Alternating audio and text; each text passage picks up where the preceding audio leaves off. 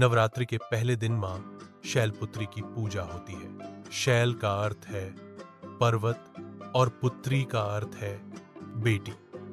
वे पर्वतराज हिमालय की पुत्री होने के कारण शैलपुत्री कहलाती हैं। मां शैलपुत्री की कथा इस प्रकार से है।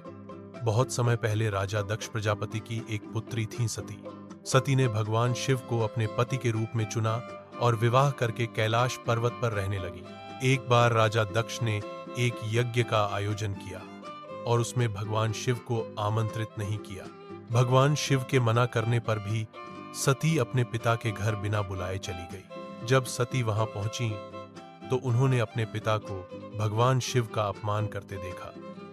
यह वे सहन नहीं कर सकी और अपने पति का अपमान देखकर सती ने कहा, पिताजी, आपने जिस शिव को अपमानित किया है वही मेरे स्वामी और समस्त जगत के ईश्वर हैं। आपके लिए वे भले ही तुच्छ लगते हो, परंतु मेरे लिए वे ही परमात्मा हैं। आपने उनका और मेरा अपमान किया है। मैं ऐसे पिता की पुत्री कहलाना नहीं चाहती जिसने अपने ही यज्ञ में शिव जैसे महान देव को आमंत्रित न करके उनका अपमान किया। अब मैं इस शरीर को और नहीं रख सकती। यज्ञ कुंड में सती ने अपने शरीर का त्याग कर दिया। सती का जन्म तो समाप्त हो गया, परंतु उनकी आत्मा अमर थी। बाद में वे हिमालय पर्वत के राजा हिमवान और रानी मैना के घर पुनः जन्मी और उनका नाम रखा गया पार्वती। बचपन से ही मां पार्वती बहुत सरल, दयालु और साहसी थी। वे पशु पक्षियों से प्रेम करती और सभी की सहायता करती।